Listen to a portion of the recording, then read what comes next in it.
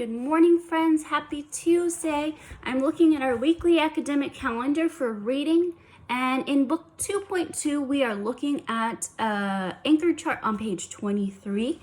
We talked about fables at school, so we'll just be reviewing this a little bit. Let me move you down so you can see. There we go. Fable anchor chart. The purpose is to entertain. That means make you laugh and kind of be a silly story, but it also teaches you a lesson. Whenever you're being taught a lesson, that word is called moral. So what is the moral? What is the lesson that this story is trying to teach you? So characters are usually animals that act like people. So if you can make a connection back to the hen and the apple tree, the wolf and the chicken were the two characters in the story. The story is short. They're only a few pages long. The setting may not be real, but if you refer back to this one, the setting was pretty real. It was just a little hen in a treehouse with a talking tree. That wasn't so real. The story ends with a lesson or a moral. Remember, the moral is the lesson that we learn. The moral is the theme. Another word, 3 new words. Well, not new words, but just reviewing those words. So on our weekly academic calendar, we're going to be reading The Mouse at the Seashore on page 35. Here we are. The Mouse at the Seashore. So here's our picture of a mouse who looks to be on a hill looking out over the ocean. I can predict that it's either going to be nighttime or it's about to become morning because there's only a little bit of sunlight left. Just like it said in our anchor chart, fables are really short. So take a look at this, my friends. That's it. That's our entire story. So we're going to read the whole story today. The Mouse at the Seashore. So just by reading the title, we already know one character, which is the mouse, and we know the setting, which is at the seashore. A mouse told his mother and father that he was going on a trip to the seashore. "We are very alarmed," they cried. That means worried. Why do you think that his parents are worried?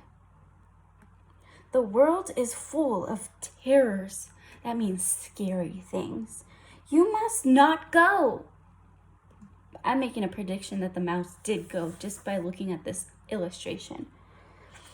"I have made my decision," said the mouse firmly.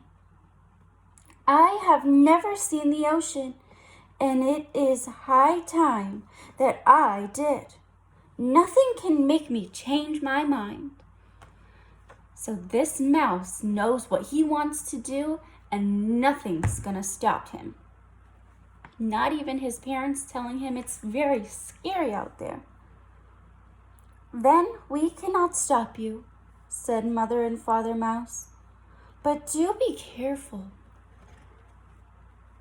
The next day, the first light of dawn, the mouse began his journey. Even before the morning had ended, the mouse came to know trouble and fear. Ooh, I wonder what scary terror is coming to get this mouse. A cat jumped out from behind a tree. I can use my brain, that mice and cats do not get along because cats want to eat mice. Look at this line. "I will eat you for lunch," he said.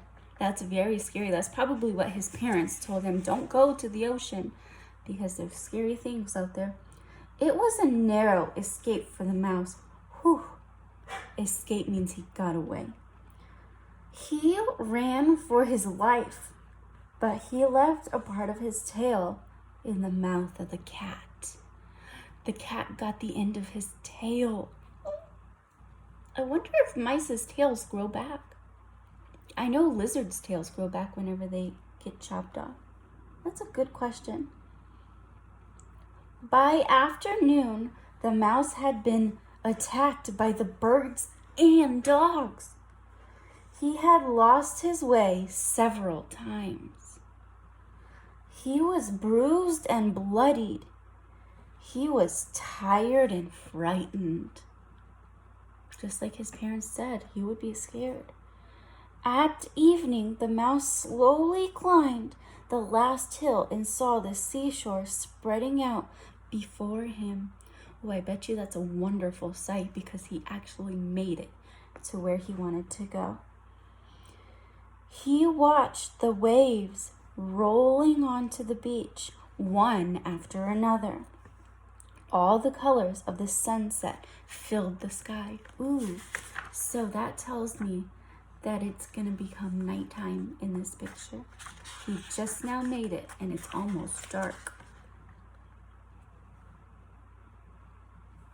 All the colors of the sunset filled the sky. How beautiful, cried the mouse. I wish that mother and father were here to see this with me. The moon and the stars began to appear over the ocean. The mouse sat silently on the top of the hill. He was overwhelmed by a feeling of deep peace and contentment. And here is our moral. Let's see what our moral is. This moral has kind of big words, so Miss Claire is going to try to help make a connection for you. All the miles of a hard road were worth the moment of true happiness. So even though this mouse had a really tough time getting to where he wanted to go, he still got there and he wasn't going to back down. He was not going to give up. So I'm making a connection to what's happening right now. Even though we're stuck at home and we're not able to get to school, you and your parents are working so hard at home and you guys have not given up.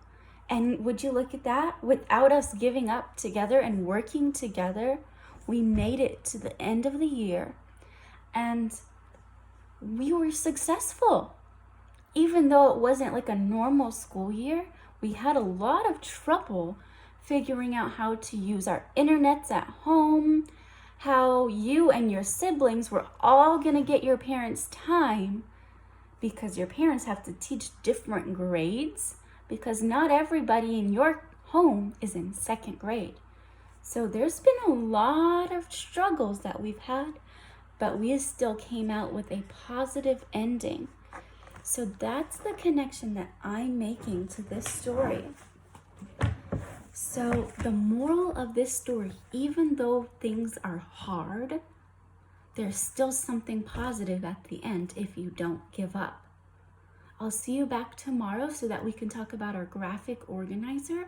I might have just given you an answer to one, but I'll see you guys back tomorrow. Bye.